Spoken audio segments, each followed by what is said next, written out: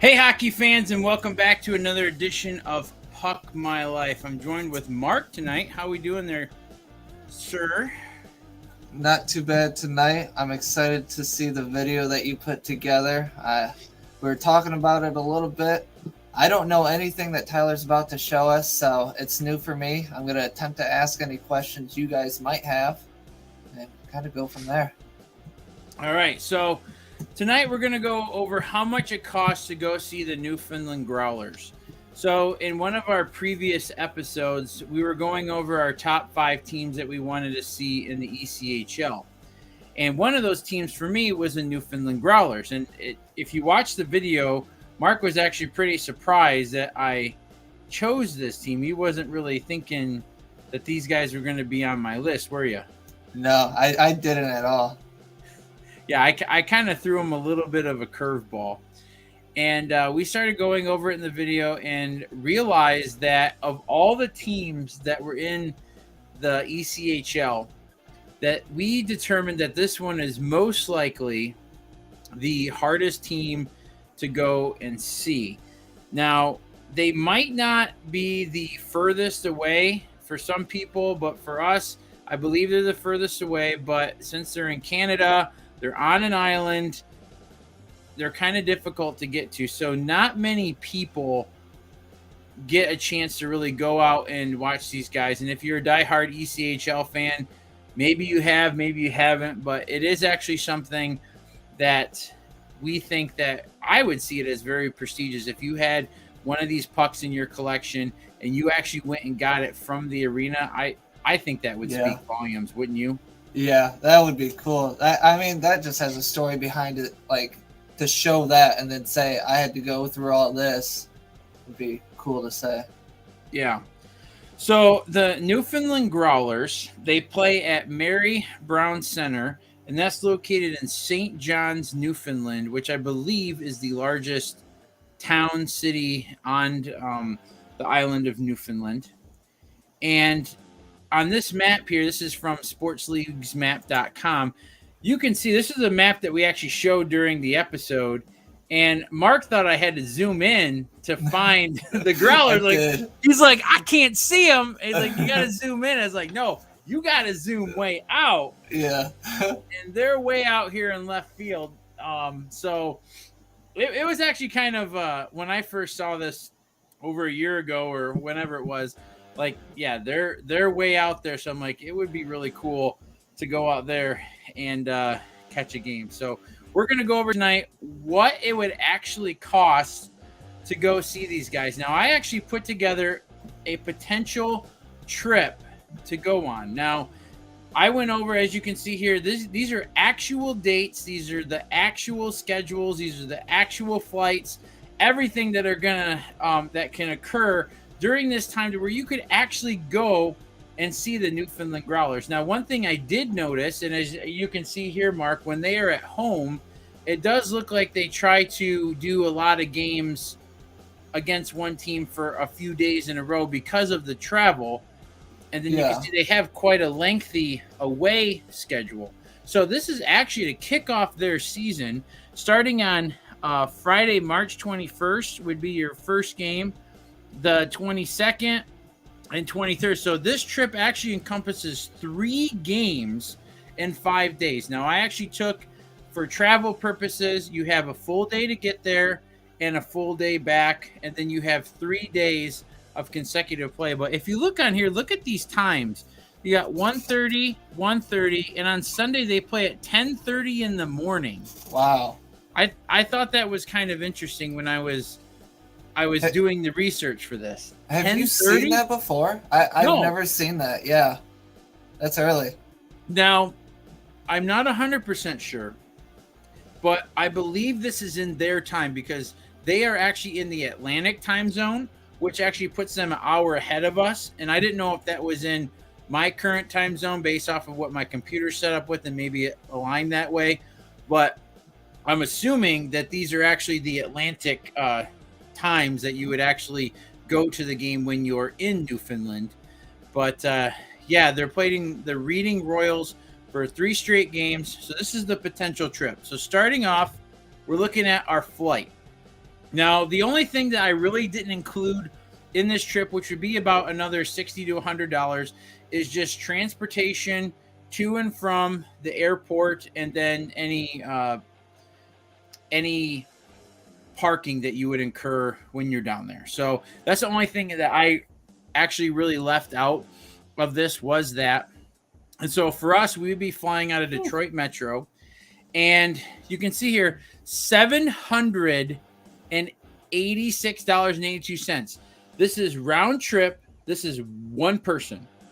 Wow. And do you remember the other day, Mark, when we were talking about this, we were saying it was plus or minus $500. Yeah. We were both thinking it was over 500.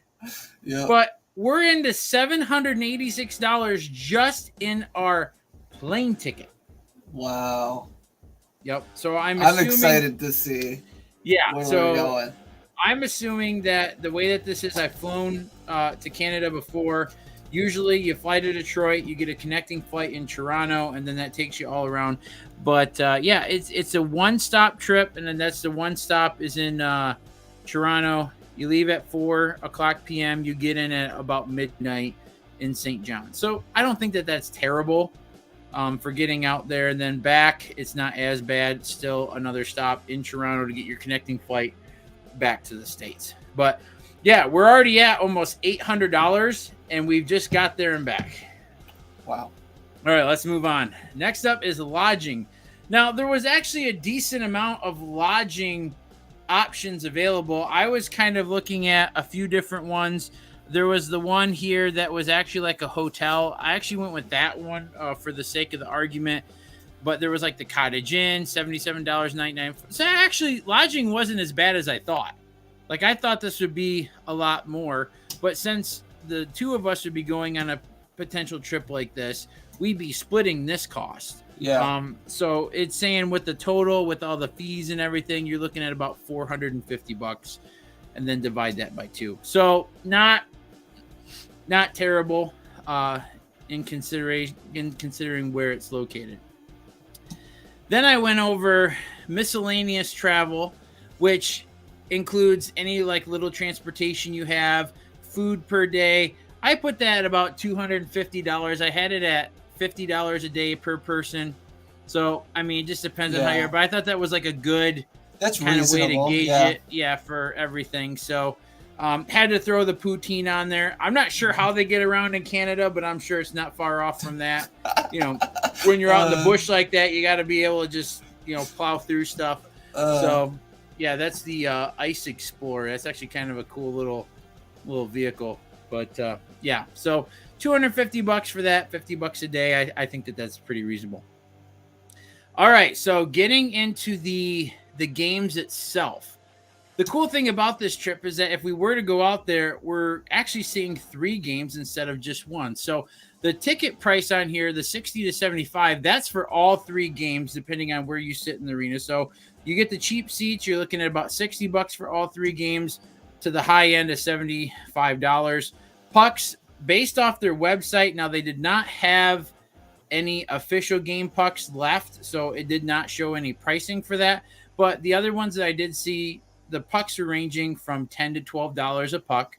And then T-shirts were, typically I get a T-shirt. So if I was to go here, I'd at least get a T-shirt, $30 to $40. And their jerseys, which I was like, okay, if I'm going to be going out here and potentially spending this money to go here, I think you almost need to buy a jersey. Like, how many people have a Newfoundland jersey in their collection? But the first image here, the one closest to the text, that's their cheap jersey. That's only $160. They only had that in the black colorway. But then the CCM ones that they had next to it, those were $300 a jersey. And those are the game quality. That's like what the players are wearing and stuff like that. So these are all things that actual merch from their website that you can actually go on and buy right now. I think all of these items are actually still in stock. Some of these jerseys did have a few sizes that were sold out, but yeah, so that's kind of a bit of an overview. What do you got? Let me interrupt here for a second. I'm usually against white jerseys, but I don't know. That's pretty cool. Yeah. And I think it's just more of like the mess factor of making a mess on it. I don't really go for the white, but I don't know. That's cool. And like you said, if we travel all that way, it'd be cool to get a jersey and then like wear it around to like games around here. They'd be like, "What? How'd you get that? You buy it online?" Nope, went to the game. You know, it's just like nice conversation starter. So would have to get a jersey. And chances, like if you were to go to like another ECHL game and the Growlers were playing, how many other Growler fans would there be if if both of us went to the game and we were both wearing Growlers jerseys? Right. You know, we went down and had our signs trying to get like warm up pucks. We'd probably get one if we came all that way. Right. So with all that said, from your flight to food, transportation, hotel, what you're spending on the tickets, pucks, t-shirts, potentially a jersey. The way that I did this as a range. So the range that I went from was everything that I talked about and on the low end, except for I did not throw in a jersey. So flight, hotel, the transportation, food, and getting all your tickets, one puck on the low end, one t-shirt on the low end, no jersey. And then the other thing I did was I did everything else on the high end with all these games, and then I threw in the $300 jersey to kind of give it like a little bit of a gap, so you had a little bit of wiggle room from the low end to the top end. But what are you thinking before we go and look at these totals? I'm gonna think you're gonna have a total from. I would like to see like around the $1,000 range, but I think we're gonna go more towards like $1,200 to $1,500. All right, well here we go. Trip totals: $1,362.82, upwards of $1,689.82. Includes seeing them 3 times. Wow. Pretty intense. And that's for one person, remember. That's one person for everything that I talked about. So there's a reason why in this picture you now have you're making that face. And the reason why I'm making that face. Yeah. But in all honesty, looking at these totals though, what is this something that you feel like you would potentially do? I mean, does these numbers scare you away from doing something like that? That's a lot of saving. That's a lot of saving up. But I mean, kind of just how we were talking from the beginning, that it'd be a cool trip. One for like pucks to have in your collection. I mean, you can see a little bit back here.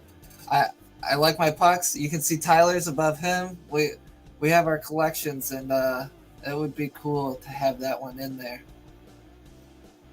Man, it's a lot of saving. When are we going to start saving? Yeah. Now, what are your thoughts on, like, does this change anything knowing that you could go on this trip and actually see them more than just once, that you'd actually see them 3 straight games in 3 straight days? Like, I mean, because I did do the trip to where you'd have that travel day before and after, because the thing is, you probably could on the one day you could shave it off a little bit and leave a day early because the game was on at 10:30, so you could fly out later, so that that could save you a little bit of money. That's one less hotel stay, the extra meal. So I mean, that would save a little bit, but that really wouldn't save a ton, right? To do something like that. And then with those games being earlier in the day, you can kind of go around and enjoy the area, see kind of what they have to offer. Because like the one day the game's done, it starts at 10:30. Right. So you're out of there before 1. Yeah, the other one was at like 1:30. Yeah.